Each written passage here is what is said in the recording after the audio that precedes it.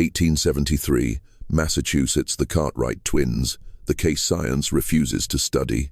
In the autumn of 1873, two identical women walked into the Haverford Institute of Medicine, a newly established private facility in Massachusetts, seeking treatment for what they described as a disorder of the soul. Within 4 months, the fates of both Clara and Beatrice Cartwright would be sealed. One descended into a frantic rage, destroying furniture and screaming nonsensically until her voice was hoarse and she collapsed from exhaustion. The other was discovered in a state of absolute stillness, her wide, vacant eyes staring into an unseen distance, her body slowly fading like a candle about to be extinguished. The attending physician, Dr.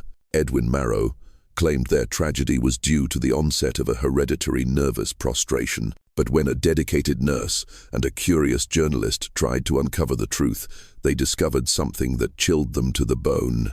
Every medical record related to the sisters had been systematically altered, falsified, or had vanished in ways that suggested a deliberate cover-up, not mere negligence. Dr. Marrow himself left town abruptly shortly after the tragedy, leaving behind only pages of detailed experimental notes written in a complex system of symbols that no one could decipher. What those notes concealed about human experimentation would force the town's medical community to make a fateful choice: expose the truth and risk destroying public trust in modern medicine, or bury it forever to protect the Institute's reputation and their own careers.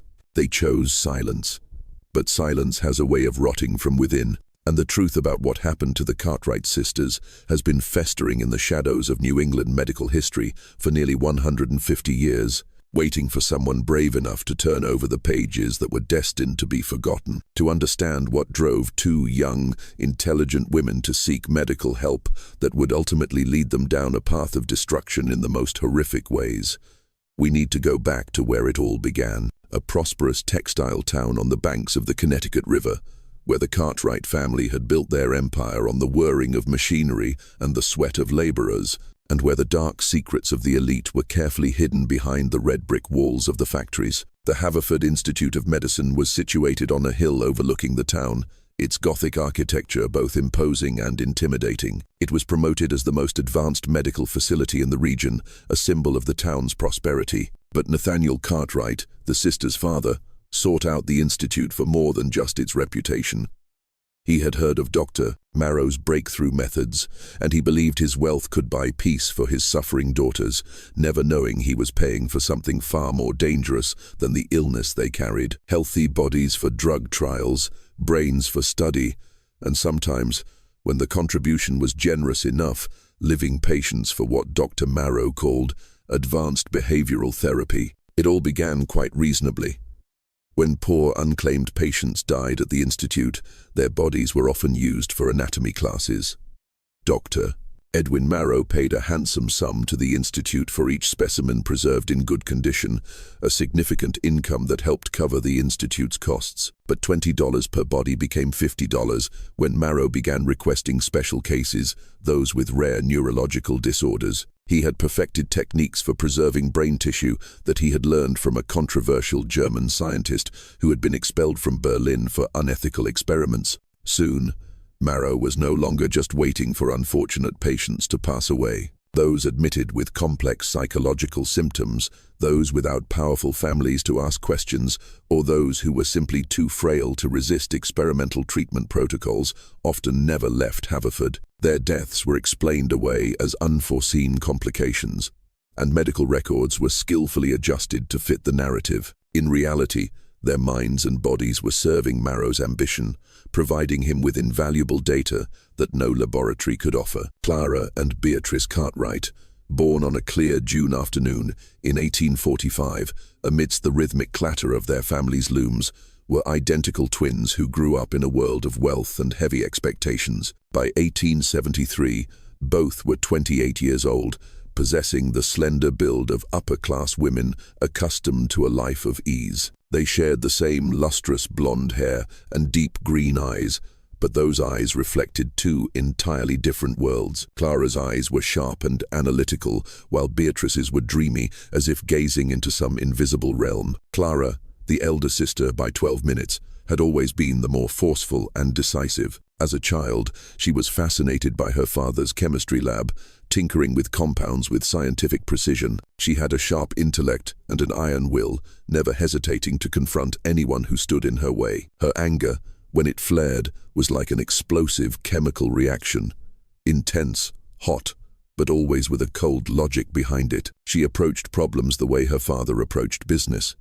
Methodically, efficiently, and always with an eye on the end result. Beatrice, born as the last rays of the afternoon sun, gilded the river, possessed an ethereal stillness that most people found more perplexing than her sister's assertiveness. Where Clara would confront with sharp arguments, Beatrice would simply fall silent, looking with her deep green eyes until the other person felt as if their every thought was laid bare. She had learned early on that silence could be more powerful than words, that an unspoken understanding carried more weight than any grand pronouncement. The sisters were educated at home by the finest tutors, as was customary for wealthy industrialist families, but their education followed very different paths. Nathaniel, obsessed with what he called industrial innovation and the practical application of science, had unwittingly encouraged his two daughters to pursue their distinct interests from a young age. By their teens, Clara had her own small chemistry lab, while Beatrice had read through the family's vast library, especially books on psychology and philosophy. Though not as brutal as the Hendersons, the sisters grew up in an environment where human value was often measured by productivity.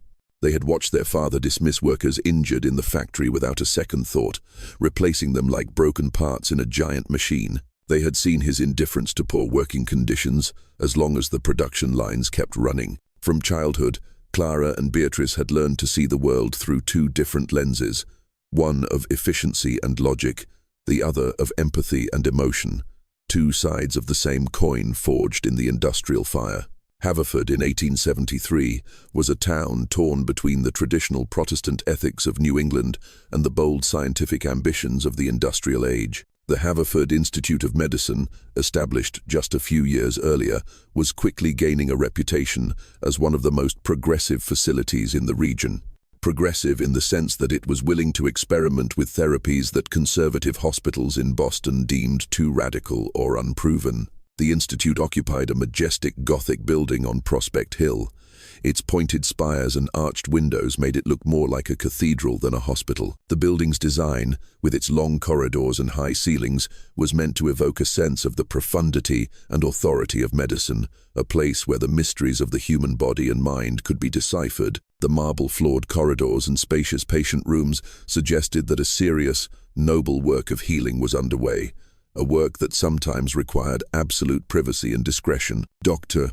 Edwin Marrow arrived in Haverford in the summer of 1872, carrying a glittering reputation from prestigious Boston hospitals and theories about neurology that he claimed could reshape the very nature of humanity. Marrow was a man in his late 32nd, slender in build, with dark, meticulously groomed hair and sharp brown eyes that seemed to analyze every detail they observed. His hands were long and steady, moving with the confidence of someone who believed he could fix the most complex of machines. Marrow's theories centered on the belief that emotions, memories, and even personality were not products of the soul or free will, but rather electrical impulses and chemical reactions in the brain. They could be measured, manipulated, and even reprogrammed through the use of neurostimulants and hypnotic therapy. He had written several essays for specialized journals, arguing that the human mind was essentially a complex biological apparatus that could be fine-tuned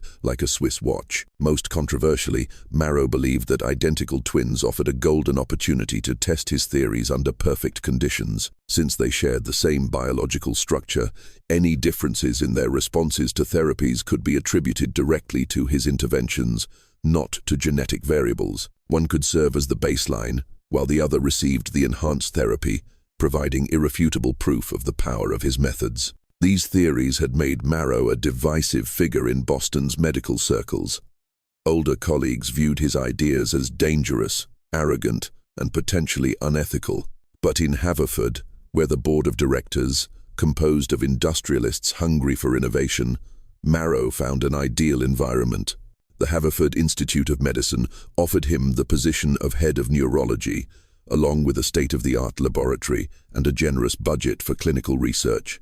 What the Institute's board didn't know, or deliberately chose not to know, was that Marrow had been forced to leave his previous position in Boston after serious allegations emerged. It was rumored that he had conducted unauthorized hypnotic and chemical therapies on patients at a psychiatric asylum, with catastrophic results. Although nothing was proven in court, whispers of several suspicious deaths followed him. The Boston medical community had skillfully pushed him out, wanting to avoid a scandal that could tarnish the reputation of the city's long-established medical institutions. The first sign that something was deeply wrong at the Cartwright mansion appeared on a damp September morning in 1873. Beatrice Cartwright was found by a maid in the family library, just as the first rays of sunlight pierced the thick fog enveloping the river. She was standing in the middle of the room, wearing only a thin nightgown, despite the early morning chill. Her porcelain skin was pale. Her hands hung limply at her sides, but her fingertips were stained with black ink, the thick kind used for her father's accounting ledgers, still wet enough to drip onto the expensive Persian rug. In her hand, she tightly clutched a quill pen, its nib broken, and clinging to it were several strands of deep red thread from her mother's favorite spool. Shallow scratches covered her forearms, as if she had raked her nails over a rough surface in a delirium. Her green eyes, usually so gentle and dreamy, now stared straight ahead with a frightening emptiness, suggesting she was not entirely present in the room. Nathaniel Cartwright, awakened by the maid's terrified shriek, found his daughter standing motionless, trembling slightly, as if an invisible cold wind were blowing through her. When asked what she was doing and why she was there, Beatrice could only whisper one phrase, over and over, in a distant, soulless voice. "The puppet strings have been cut. The puppet strings have been cut. The puppet strings have been cut." Clara, awakened by the commotion, ran downstairs and found her twin sister in this bizarre state. For the first time in her life, Clara felt a profound unease at her sister's actions. They had shared every secret, but Beatrice's current state suggested a psychological fracture that went far beyond ordinary grief. It didn't take long for Clara to find the source of the chaos. In their father's study, a strange and disturbing scene was laid out before her. 3 large porcelain dolls, their mother's prized collection, had been taken from their glass cabinet. They were seated neatly at Mr. Nathaniel's desk, facing the open ledgers. The dolls' hands were placed on the pages of the books, as if they were examining the numbers. But the most horrifying detail was that their glass eyes had been smeared with black ink, and the ink ran down their porcelain cheeks like black tears. The head of one doll had been shattered, the porcelain shards scattered on the floor, and next to it lay the spool of deep red thread Beatrice had held, a few strands clinging to the fragments. The scene had a morbidly ritualistic quality, rather than being a simple act of vandalism. These were the dolls their mother had loved most, mementos that both sisters had cherished. All 3 dolls had been deliberately damaged. The porcelain glaze on their faces was scratched and cracked, done with a sick meticulousness. The black ink had been carefully applied to their eyes, without smudging, suggesting the act was methodical, not frenzied. Each doll had been disfigured while the others watched, awaiting their turn. But their arrangement on the desk afterward required a level of bizarre planning that made the act even more disturbing. Someone had taken the time to position them precisely, adjusting their posture several times to create a silent, macabre tableau. Beatrice had no memory of damaging the dolls or arranging them afterward. When confronted with the physical evidence, the ink on her hands, the broken pen, and her clear presence in the library, she just stared blankly and insisted she had been in her bedroom all night. Her voice remained flat and distant, as if she were recounting a dream instead of an act of destruction. Clara, despite her strong protective instincts toward her sister, found herself deeply bewildered by Beatrice's complete indifference to the event. In the past, when they had gone through pain together, Beatrice had always shown her emotions deeply, whether through tears or a heavy silence. But now, she seemed completely disconnected from reality, as if the person who had committed this act was someone else entirely. Nathaniel Cartwright, more concerned with maintaining the family's perfect facade and avoiding gossip in high society than with understanding the root cause of his daughter's behavior, made a decision that would seal both their fates. Instead of seeking advice from the family doctor, who might ask uncomfortable questions, he decided his daughters needed a more intensive intervention. He explained to friends and business partners that his daughters were suffering from nervous prostration after the shock of their mother's death. He had the study cleaned and the damaged dolls put away, trying to erase all traces of the incident. To explain Beatrice's condition, the family claimed she had suffered a panic attack, and the scratches were from her harming herself in her confusion. But the incident had clearly awakened something in both sisters' minds. In the following days, Beatrice began to experience what she described as waking dreams. She would sit for hours staring out the window, occasionally pointing at falling leaves and whispering about spirits in conversation that only she could hear. Her sleep was fitful, disturbed by images she couldn't put into words. Meanwhile, Clara found herself tormented by a simmering, growing anger. She began having nightmares in which she saw herself smashing everything in her father's factory, feeling a sense of satisfaction as the machinery ground to a halt and silence fell. The dreams were so realistic that she often woke up with her hands clenched, her nails digging into her palms until they drew blood. More disturbingly, Clara began to feel a strange impulse, a desire to disrupt the order her family had built. The desire started as an intellectual curiosity about chaos. What would happen if a chemical formula were slightly altered? Could a small reaction cause a large explosion? Where were the limits of endurance? But the curiosity gradually evolved into a compulsion, a growing need to witness collapse with her own eyes. The twins, who had always shared a deep psychological understanding, seemed to be resonating with each other's instability in ways neither fully understood. Clara began spending more time in her lab, claiming she needed to focus on her work, to forget her grief. Beatrice spent hours staring at her hands, believing they were stained with memories only she could feel, sometimes rubbing her fingers together obsessively until her skin was raw. As autumn gave way to the cold Massachusetts winter and the factory smokestacks began to belch thicker smoke into the gray sky, the psychological states of both Cartwright sisters continued down two opposing paths, as if orchestrated by an invisible hand. Clara's outbursts, once just sharp retorts, became more frequent and increasingly harsh. She would fly into a rage over trivial matters that had never bothered her before. A servant misplacing a book, a gardener pruning a rosebush incorrectly, even the steady ticking of the grandfather clock in the main hall. During these moments, her words became as sharp as a scalpel, as if her anger was providing her with a vocabulary of vitriol she never normally used. At one dinner party, she publicly humiliated a business partner of her father's, who had made the mistake of suggesting women should only concern themselves with domestic affairs. Clara responded with a cold, detailed analysis of the inefficiency in his factories, exposing his managerial flaws in front of everyone. The verbal assault was so intense and precise that Nathaniel and the other guests were left speechless, unable to interrupt her ruthless intellectual attack. Beatrice's condition evolved in the opposite direction, but with equal speed and intensity. While her sister grew sharper, Beatrice became more and more ethereal, as if she were slowly dissolving from the physical world into an internal space no one else could touch. She began to speak only in whispers when questioned, and her answers became increasingly metaphorical and incomprehensible. The maids reported finding Beatrice in strange places in the house,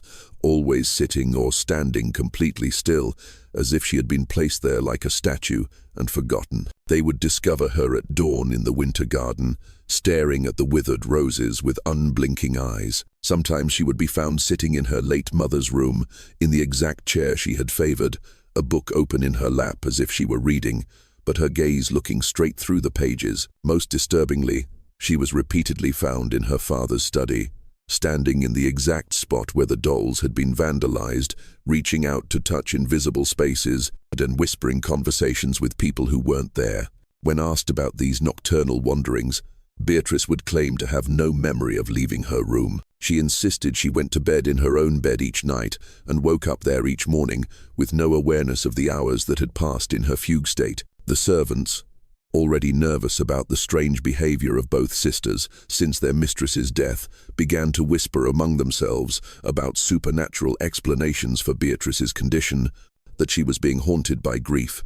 Nathaniel Cartwright, desperate for some rational solution to his daughter's rapidly deteriorating mental states, began consulting with various physicians in Haverford and neighboring towns. Most dismissed the symptoms as hysteria, a temporary condition brought on by the shock of their mother's death and the confines of upper-class female life. They suggested a trip to Europe, or simply throwing more parties as a distraction. But Dr. Edwin Marrow, when presented with a detailed account of the sisters' conditions by Nathaniel during a fundraiser for the Institute, showed an immediate and intense interest that went far beyond professional empathy. Marrow listened to Nathaniel's story with the focused attention of a researcher who had just found the perfect subjects for his work. He asked probing questions about their specific symptoms, the differences in their dreams, and the psychological connection between the two sisters. What excited Marrow most was the perfect symmetry in Clara and Beatrice's decline. If one was becoming increasingly rational and aggressive,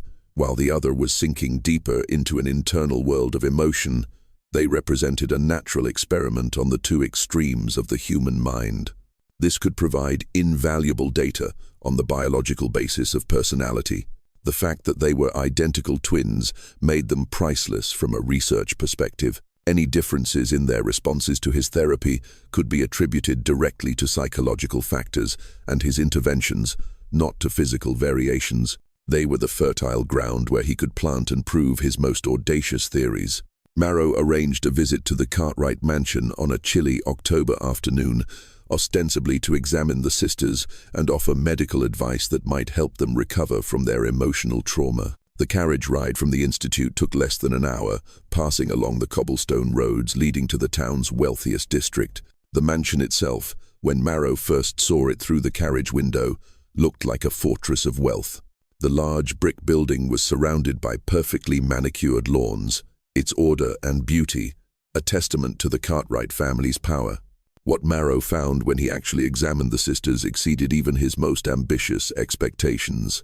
Here were two identical subjects, exhibiting perfectly opposite psychological symptoms, with a clear cause of emotional shock, but no family history of similar pathologies that could complicate the diagnostic picture. During the examination, which lasted nearly 4 hours, he took detailed notes on their reactions. He tested Clara's reflexes, noting the tension in her muscles. He spoke with Beatrice, analyzing every metaphor in her speech. He asked increasingly probing questions about their mental states, their dreams, their fears and memories, especially about the bond between them. More importantly, his trained eye noticed something that Nathaniel Cartwright, in his grief and drunken stupors, had completely missed. Both sisters showed subtle but unmistakable signs of using a laudanum-based sedative, something sometimes prescribed by doctors for female anxiety, but which could cause severe mood changes with long-term use. Beatrice's pupils were slightly dilated, and her responses were unnaturally slow. Clara, in contrast, had an almost excessive alertness, her hand trembling slightly as she held a teacup, suggesting she might have been using some kind of stimulant from her lab to counteract fatigue. Most tellingly, both complained of mild headaches and changes in appetite. When Marrow questioned them carefully about their daily routines and any medications they might have been taking, he discovered that the family doctor had prescribed the same calming tonic for both of them after their mother's death. Clara admitted she had stopped taking it because it made her feel foggy, while Beatrice had continued to take it regularly. This discovery led Marrow to an exhilarating realization. Someone, whether intentionally or not, had already begun a preliminary experiment for him. One had been given a sedative, the other had not. One had turned to a stimulant, the other had not. The divergence in their psychology was not just due to grief, but was being amplified by chemicals. The sisters had been partially prepared for the kind of research Marrow had always dreamed of. The combination of sedatives and stimulants, however accidental, had created a perfect stage for his theories, while the sisters still believed their symptoms were entirely a natural result of grief. This presented an opportunity that the ambitious doctor could not pass up.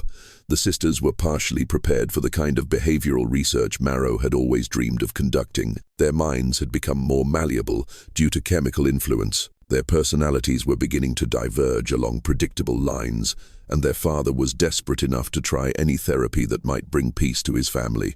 All that remained was to convince Nathaniel Cartwright that the Haverford Institute of Medicine offered the only hope for his daughter's recovery. Dr. Marrow made his formal proposal to Nathaniel Cartwright on a cold November evening as they sat in the opulent drawing room of the mansion, while the wind howled through the bare branches outside. The room, with its polished mahogany furniture and ancestral portraits on the walls, smelled of brandy and loneliness. Through the large window, they could see the gaslights of the town flickering in the darkness, creating a desolate backdrop for their conversation. His daughters, Marrow explained in his most professional and empathetic tone, were exhibiting symptoms that made them ideal candidates for a groundbreaking therapeutic program he had been developing for over a year. Their condition, while certainly disturbing, was actually a rare opportunity from a scientific perspective. It allowed for the study of the different ways the human mind reacts to the same shock under controlled conditions. With the proper treatment at the Haverford Institute, using the most advanced neurological techniques available, Marrow believed he could not only heal their psychological wounds, but also contribute invaluable knowledge to the rapidly growing field of mental science. Clara and Beatrice would be helping to advance human understanding in ways that could benefit countless others in the future. The therapeutic protocol, Marrow explained with the confidence of someone who had planned every detail, would involve the careful administration of chemical and hypnotic therapies, combined with detailed observation and documentation of their responses. Clara and Beatrice would be housed in comfortable private rooms, specifically designed to create a tranquil environment. They would receive the most dedicated medical care and be monitored by trained professionals who understood the complexities of the human mind. The program would last approximately 4 months, during which the sisters would be completely isolated from external stresses that could hinder their recovery. At the end of this period, Marrow promised they would be returned to their family, not only cured of their current symptoms, but also stronger and more self-aware. The experience of participating in an advanced therapy would give them the tools to face life, helping them become resilient and independent women.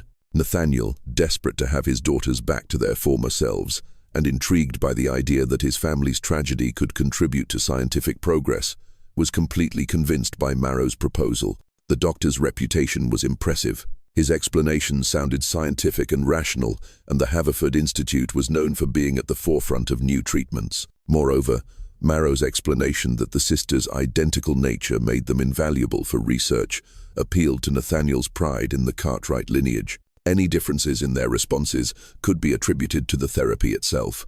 The Cartwright sisters would not only be healed, but would also contribute to the legacy of medicine, something greater than personal pain.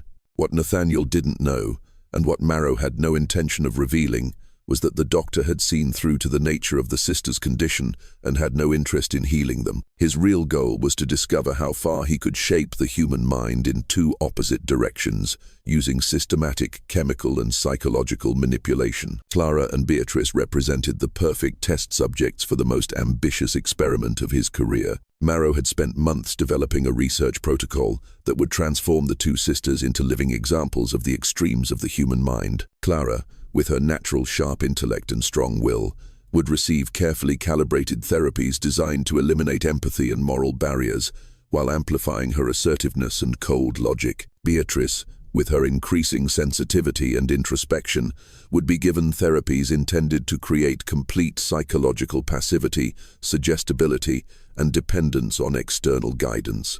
The goal was not medical treatment, but the creation of 2 human beings who represented perfect opposites on the cognitive spectrum.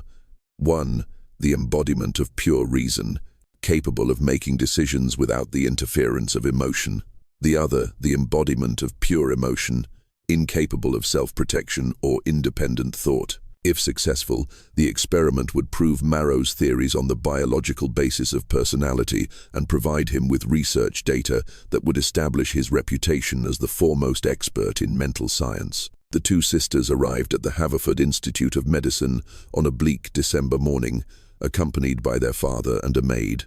The ride from the mansion was short, but the silence in the carriage was heavy. By the time they reached the institute, both Clara and Beatrice looked tired and somewhat lost.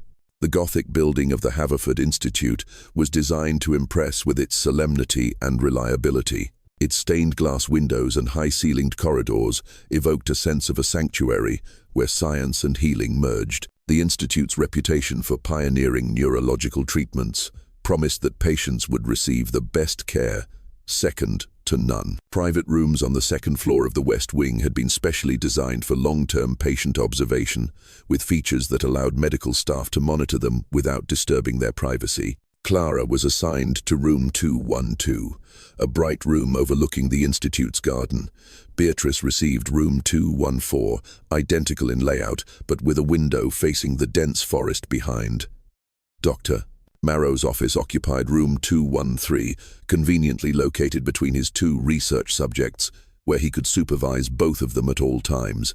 From the moment the sisters entered their rooms, Marrow began implementing strict protocols. He explained to them and their father that for the therapy to be maximally effective, they needed to be completely isolated from each other. Interaction between them, he argued, could create emotional interference, hindering the individual treatment process. Separation was necessary for success, Marrow insisted, and any contact between Clara and Beatrice in the coming months could undo the progress that had been made. Their meals would be prepared separately according to personalized menus.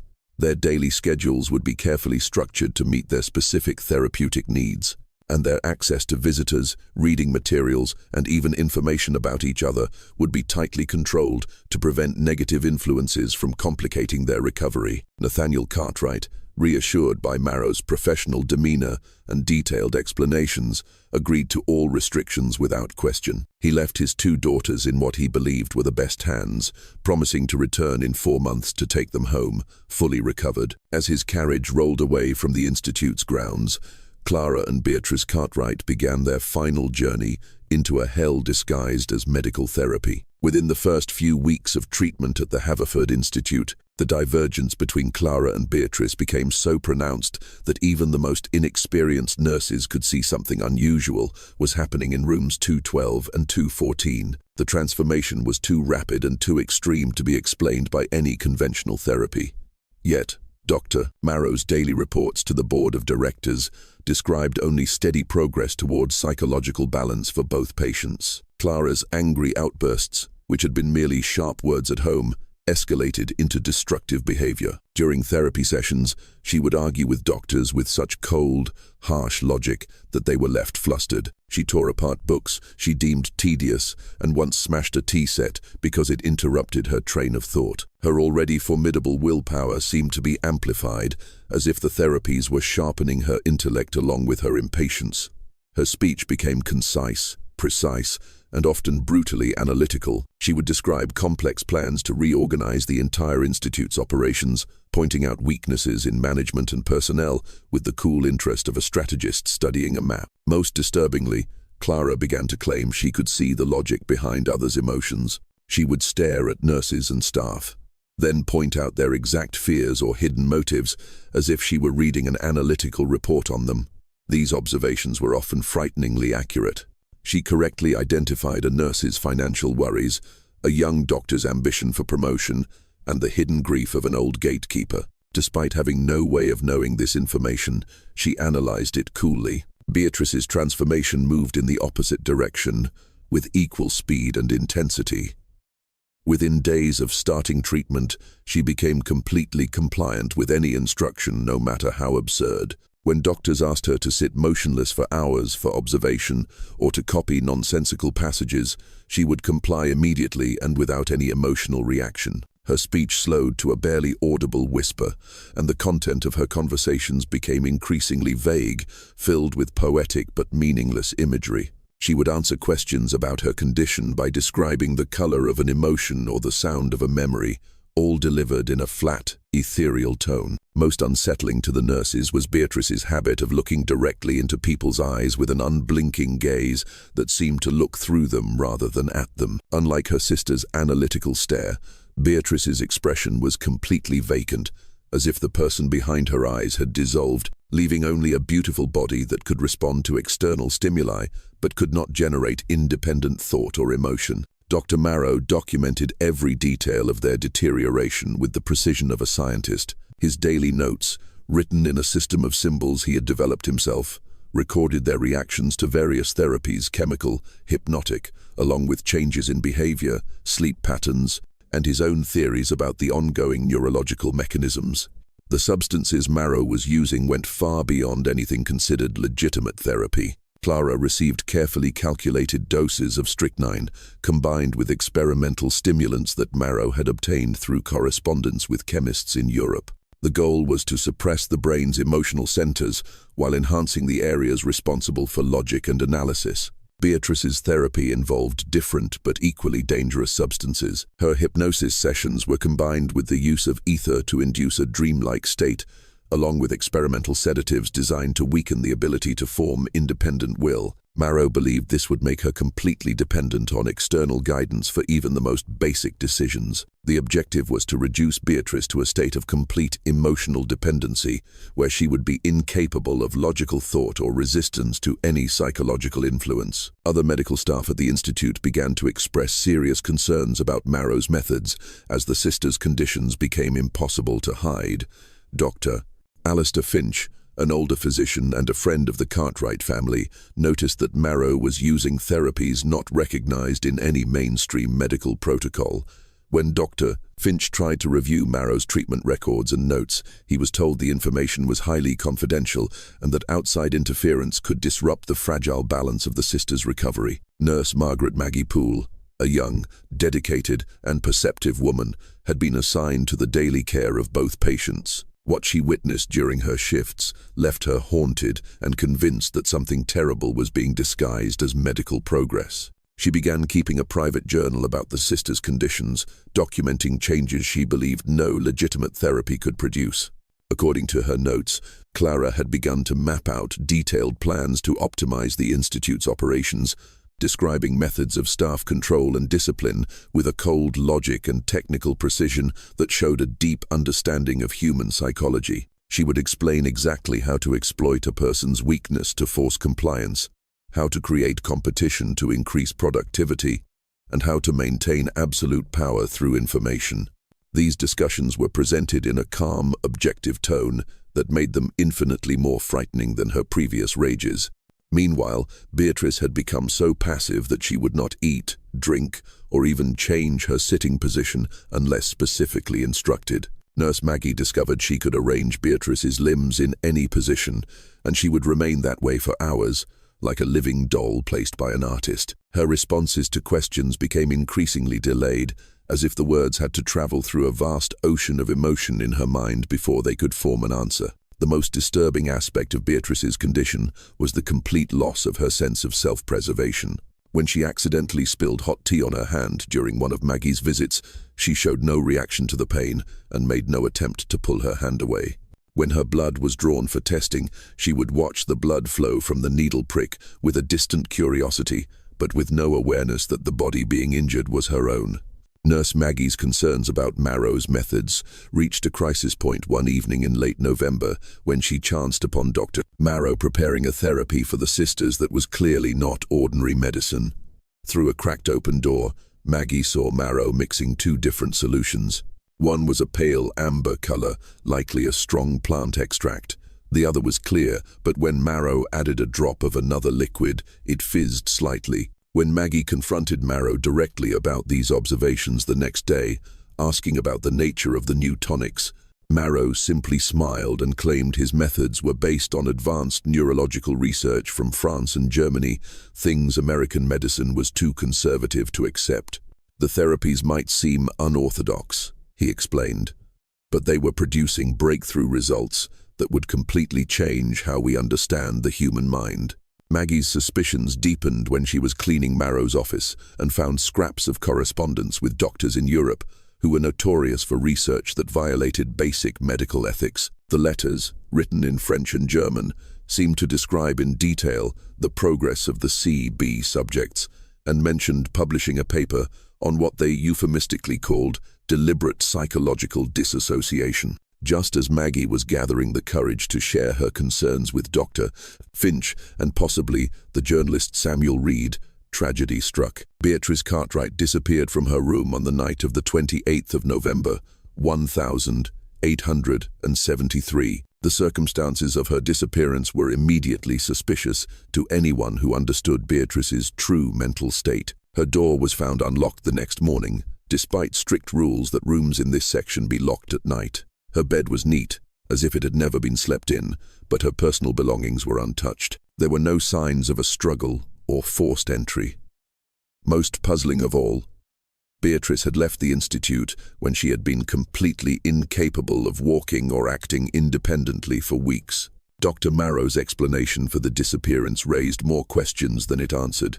He claimed that Beatrice had had a sudden emotional awakening. He suggested she had felt homesick and had perhaps tried to walk back to her family's mansion, even though the mansion was nearly a mile away and Beatrice had been incapable of making her own decisions for months. Or, he suggested smugly, his therapy had been more successful than anyone realized, and Beatrice had recovered enough will to plan and execute an escape. A search of the institute building and surrounding area revealed no trace of Beatrice, though several night staff reported hearing strange sounds coming from the basement area where old equipment was stored. The sound of clinking glass, muffled whispers, and what might have been faint, intermittent music. When the area was checked, nothing unusual was found, though some noted that one of the storage rooms seemed suspiciously clean and tidy, inconsistent with its usual dusty, neglected state. Clara's reaction to the news of her sister's disappearance was immediate and more terrifying than anything she had displayed during her months of treatment. When told that Beatrice was missing, she fell into a cold silence that lasted for nearly an hour. She just sat on her bed, staring at the wall, her eyes unblinking, her mind seeming to calculate something at a phenomenal speed. Then, suddenly, she began to speak. Not screaming, but a cold, logical monologue that lasted for hours. She analyzed every possible scenario that could have befallen Beatrice, laid out detailed plans to search for her, and made scalpel-sharp accusations against every staff member in the institute, pointing out their flaws and motives with terrifying clarity. This intellectual explosion was different from her previous rages in both its intensity and its cruelty. Clara seemed to possess a superhuman analytical ability, connecting events and possibilities with an irrefutable logic. Her accusations were not random anger, but carefully deduced conclusions about how the institute had failed to protect her sister and how she would hold each person accountable. When the monologue finally ended, Clara fell silent again, then asked calmly, "When can I see my sister?" Her voice was perfectly normal, as if the hours of cold analysis had never happened. The rapid transition between extreme intellectual intensity and apparent calm convinced Maggie that Clara was not recovering, but had been deliberately transformed into something beyond human. The truth about Beatrice's disappearance was revealed that very night, when Nurse Maggie, unable to sleep, made a decision that would haunt her for the rest of her life. Driven by her suspicions and the strange noises she had also heard, she took an oil lamp and went down to the basement herself. She noticed a sweet, chemical smell, like ether, coming from the suspiciously clean storage room. The door was only loosely latched. When Maggie pushed the door open, she found the body of Beatrice Cartwright. She wasn't lying on the floor, but was seated neatly in an old surgical chair, with such care and precision that it was obvious this was not the result of an accident or suicide. It was a deliberate arrangement. Beatrice's body had been arranged in a morbid parody of a reading session, her hands placed gently on an open book of poetry in her lap. Her nightgown was smoothed perfectly, as if she had simply fallen asleep and might wake at any moment. Most disturbingly, her eyes were wide open, staring straight ahead, not held by metal clips, but by an unnatural emptiness, creating the illusion that she was still there, observing her surroundings with a strange serenity. Maggie, though horrified, had enough presence of mind as a nurse to realize that Beatrice had been dead for some time.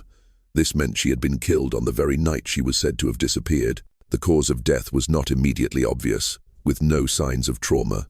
But on her arm, there was a tiny, almost invisible needle mark. Most horrifyingly, when Maggie gently touched Beatrice's hair, she felt a difference at the back of her head. A section of hair had been skillfully cut away, and underneath it, she could feel a sutured incision that had been expertly stitched. Dr. Marrow, when confronted with this discovery by Maggie and Dr. Finch the next morning, offered an explanation that was transparently false to anyone with medical knowledge. Beatrice had suffered a sudden cardiac failure during the night, Marrow claimed, and had passed away despite his best efforts to save her. He had moved the body to the basement to conduct a discreet post-mortem to avoid causing a panic, and was preparing his report when the body was discovered. The incision at the back of her head, according to Marrow's account, was part of a standard post-mortem procedure to examine the brain in order to determine the precise cause of the heart failure. He produced hastily written notes, supposedly documenting Beatrice's final hours, but the handwriting seemed rushed, and the medical details were inconsistent with a typical case of cardiac arrest. But Nurse Maggie had kept her own careful journal on the sister's conditions, and her observations contradicted every aspect of Marrow's explanation. Beatrice had shown no signs of heart disease during her time at the institute. Quite the opposite, her physical health was excellent. More importantly, Maggie had personally checked on Beatrice just hours before she supposedly died, and had found her in her usual passive state, showing no signs of distress or medical emergency. Most damningly, Maggie had witnessed Dr. Marrow walking toward Beatrice's wing late on the night of her disappearance. He wasn't carrying his usual medical bag, but a small wooden box, the kind he used to store his delicate surgical instruments and vials of experimental chemicals. She had assumed it was for a late-night therapy session, but now the timing seemed too coincidental to be innocent. When Dr. Finch and the Institute's board demanded to see Marrow's complete treatment records for both sisters, hoping to understand why Beatrice's condition had ended so tragically, they discovered that most of the documents had vanished. What remained were loose pages of notes, written in Marrow's system of symbols, but a few sections, which Maggie remembered the symbols for, could be roughly deciphered. They painted a picture of systematic psychological manipulation disguised as therapy. References to personality shaping through neurological intervention and exploring the limits of mental plasticity suggested experiments that went far beyond any accepted form of treatment. Detailed charts tracked the sisters' responses to hypnotic therapies and various chemical substances, with notes about increasing stimulation or minimizing will to push their psychological states to two predetermined, opposing poles. Most chilling were Marrow's theoretical writings on the possibility of creating perfect prototypes of human mental types through careful manipulation of the brain. He had clearly viewed Clara and Beatrice not as patients to be healed, but as research subjects to be molded until they achieved the psychological characteristics he wanted to prove. Clara's final breakdown began when Maggie, with Dr. Finch's permission, informed her of Beatrice's death. Maggie had insisted on delivering the news herself, not allowing Marrow the chance to manipulate Clara's reaction. Clara's initial reaction was complete silence.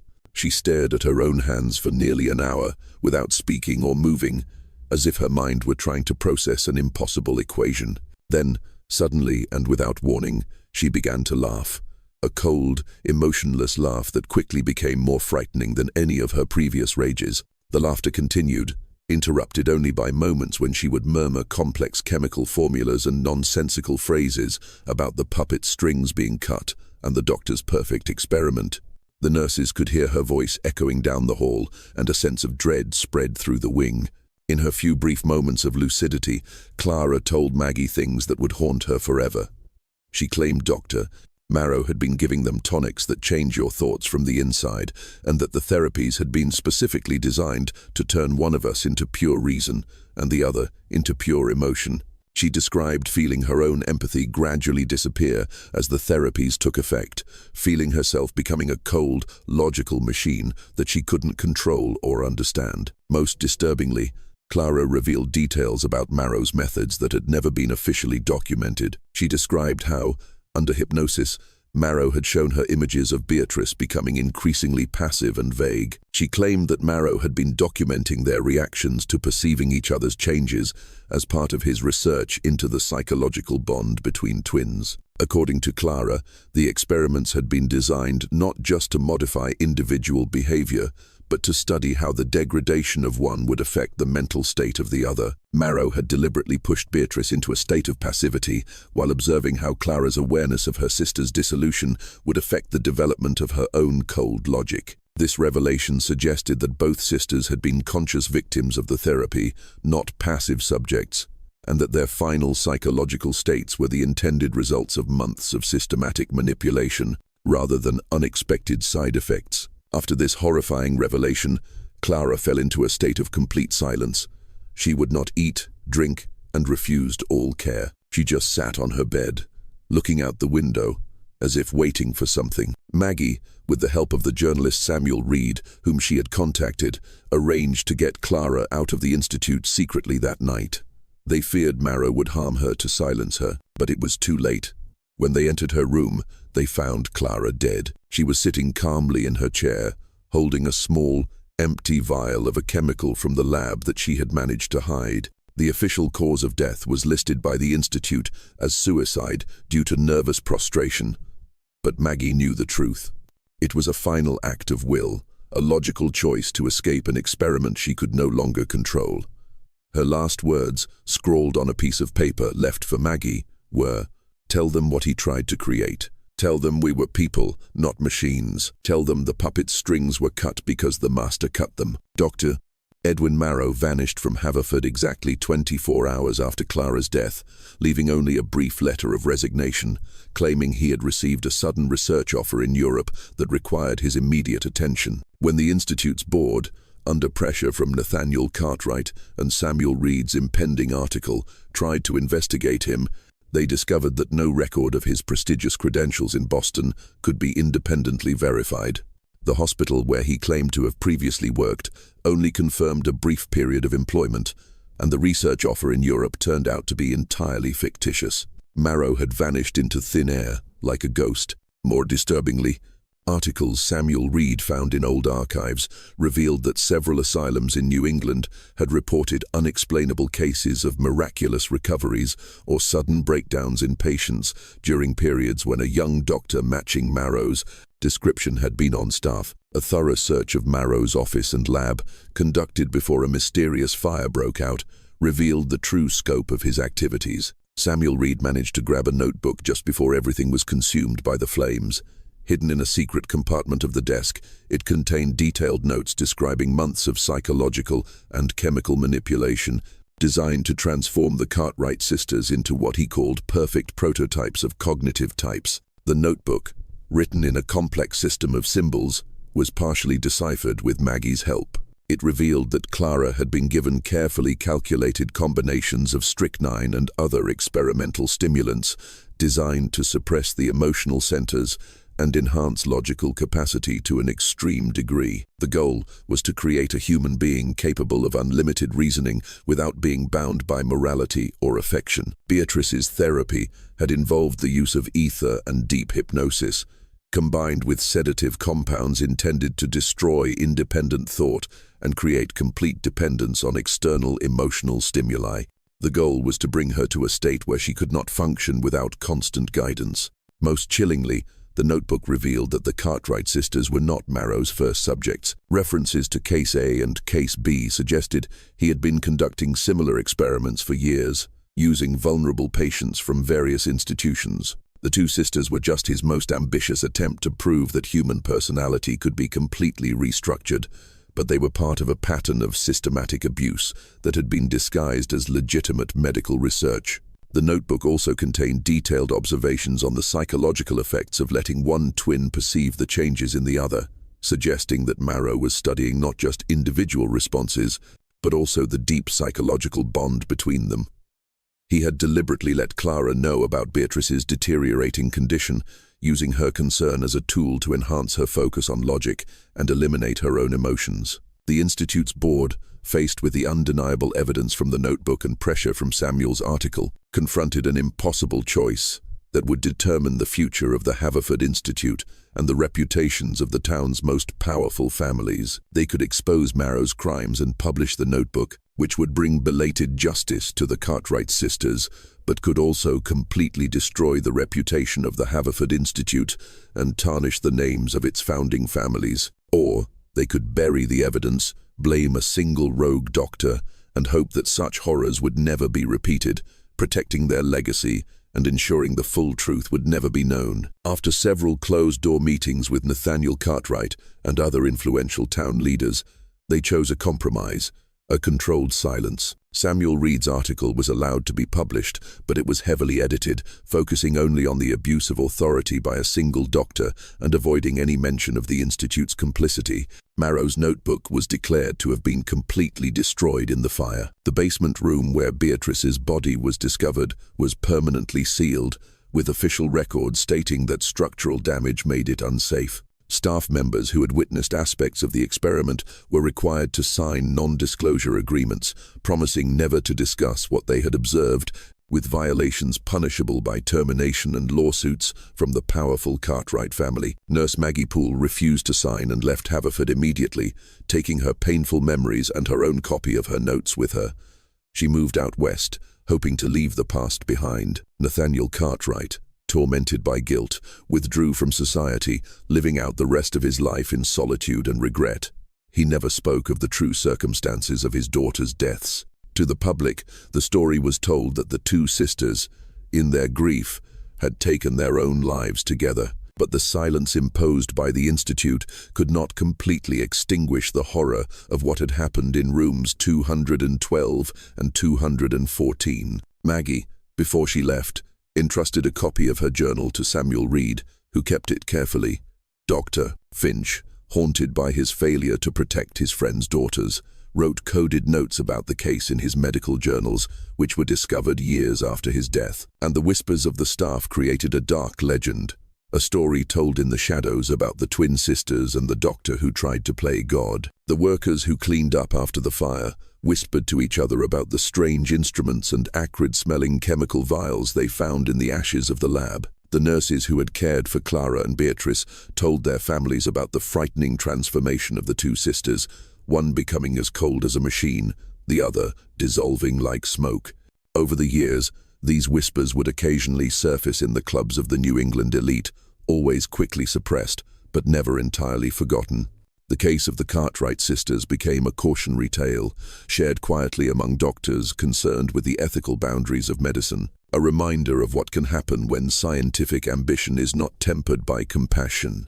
The story took on more layers of complexity as former Institute staff shared fragments of information with others. Each telling added new details or emphasized different aspects of the case until it became difficult to separate verified facts from speculation and legend. Some versions focused on Marrow's hypnotic methods, others on the sisters' psychological decline, and still others on the institutional cover-up that prevented justice from being served. By the early 20th century, the case had become part of the informal oral history of New England medicine, referenced in private conversations whenever doctors discussed the importance of ethical oversight and the dangers of unregulated human experimentation. Hospitals began to develop stricter protocols for approving new treatments, though these changes were implemented quietly without explicit reference to the Cartwright case. Today, nearly 150 years after Clara and Beatrice Cartwright died, the Haverford Institute no longer exists.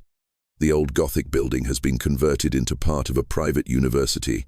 The building where they suffered and died continues to be a place of learning, though the rooms on the second floor of the West Wing, where they spent their final months, have been converted into storage offices that few are permitted to enter.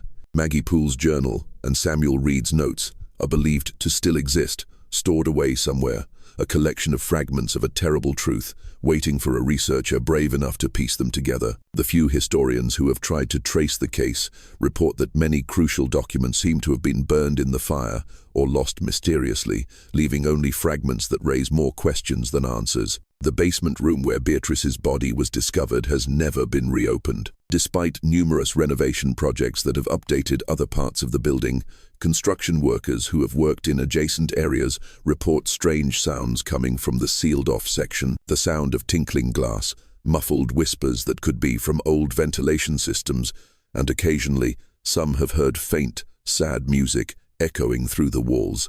Security guards who work the night shift in the old Institute building have reported unusual incidents that they are instructed not to discuss with anyone outside the university administration. Doors found ajar despite being locked the previous evening. Lights in the old corridors turning on and off in patterns that don't correspond to any electrical system. Most disturbingly are the reports from students and faculty who claim to have seen figures in the corridors of the West Wing during late-night study sessions. Two identical women in 19th century dress, one gliding past with a determined air, the other seeming to float with an infinite sadness. They only appear fleetingly in peripheral vision but vanish when observed directly. These sightings are always dismissed as stress-induced hallucinations, but they occur with enough frequency that many now avoid working alone in that part of the building after dark. The Cartwright family mansion still stands, though it has changed owners several times since Nathaniel passed away in solitude. The current owners, a law firm, are unaware of the connection between their property and the tragedy at the Haverford Institute. The plot of land where the sisters' graves once were has been sold and built over, with no trace remaining. Local historians have occasionally tried to research the Cartwright family, but they consistently run into obstacles that suggest someone is still trying to keep certain information from becoming public. Business records from the 1872nd are suspiciously missing. Local newspaper archives have strange gaps, and family documents that could shed light on the case appear to have been systematically removed from libraries and historical societies. The most persistent researcher, Professor Evelyn Reed, the granddaughter of the journalist Samuel Reed, has spent her career trying to piece together the full story of the Cartwright sisters using the notes her grandfather left her. In her 2022 book, she noted that the level of information suppression suggests the complicity of multiple powerful families, a silence that has been maintained for generations. This implies that whatever happened to Clara and Beatrice Cartwright was significant enough that the descendants of those in power still consider it worth hiding. What do you think of this story? Do you believe experiments like Dr. Marrow's could have really happened in 1873, when medical regulations were nascent and patients' rights were virtually non-existent? The techniques Dr. Marrow allegedly used, hypnosis, ether, and chemical compounds, were theoretically quite possible with the neurological and chemical knowledge of the late 19th century, and the institutional cover-up reflects patterns we know occurred in many real historical cases of medical abuse. Leave your comment below about whether you think the Cartwright sisters were real victims of a medical experiment, or if this is the kind of horror story that grows out of legitimate historical fears about unchecked science. Do you believe that evidence of such cases might still be hidden in medical archives across the country, waiting to be discovered by researchers brave enough to ask the right questions? If you found this investigation as disturbing and compelling as we did, subscribe to our channel to never miss our deep dives into America's darkest historical secrets. Hit that notification bell so you'll know immediately when we release new content, and share this video with someone who appreciates mysteries that make you question what really happened in our past. The truth about human experimentation in medical history is always more horrifying than fiction, and sometimes the most terrifying stories are the ones that institutions refuse to acknowledge ever happened. Remember, the line between historical fact and historical fiction can be surprisingly thin, especially when powerful institutions have reasons to keep certain truths buried. The Cartwright sisters may be gone, but their story serves as a reminder that the price of scientific progress has sometimes been paid by people who never consented to become part of history's darkest experiments.